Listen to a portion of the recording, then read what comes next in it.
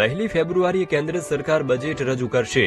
મોંઘવારી, રોજગાર, ટેક્સ સહિત તમામ સેક્ટર્સ પર સરકારનું ફોકસ છે। આશા છે કે આ વખતે ઘણી મોટી જાહેરાતો થઈ શકે છે। પેટ્રોલ અને ડીઝલ સસ્તા થશે। કોન્ફેડરેશન ઓફ ઇન્ડિયન ઇન્ડસ્ટ્રીએ ફ્યુલ પર એક્સાઇઝ ડ્યુટી ઘટાડવાની માંગ કરી છે। જો આવું થશે તો પેટ્રોલ ડીઝલ સસ્તા થશે। હાલમાં પેટ્રોલ પર 19.90 અને ડીઝલ પર 15.80 રૂપિયા એક્સાઇઝ ડ્યુટી વસૂલવામાં આવે છે। ઇલેક્ટ્રોનિક્સ આઇટમ સસ્તી થશે। ઘરેલું મેન્યુફેક્ચરિંગ વધારવા માટે ઇલેક્ટ્રોનિક સંબંધિત પાર્ટ્સ પર ઇમ્પોર્ટ ડ્યુટી ઘટી શકે છે। આનાથી મોબાઈલ જેવી ઇલેક્ટ્રોનિક્સ આઇટમ સસ્તી થશે। હાલમાં આના પર 20% ડ્યુટી લાગે છે।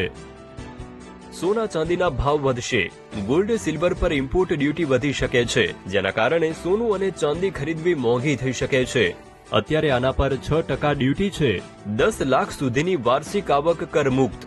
નવી રેઝિમ હેઠળ 10 લાખ રૂપિયા સુધીની વાર્ષિક આવક કર મુક્ત થઈ શકે છે। 15 થી 20 લાખ રૂપિયાની ઇન્કમ માટે 25%નો નવો ટેક્સ બ્રેકેટ પણ રજૂ કરી શકાય છે।